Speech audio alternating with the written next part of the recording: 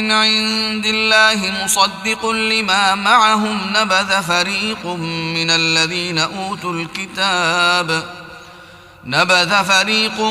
من الذين أوتوا الكتاب كتاب الله وراء ظهورهم كأنهم لا يعلمون. واتبعوا ما تتلو الشياطين على ملك سليمان وما كفر سليمان ولكن الشياطين كفروا يعلمون الناس السحر وما أنزل على الملكين ببابل هاروت وماروت وما يعلمان من أحد حتى يقولا إنما نحن فتنة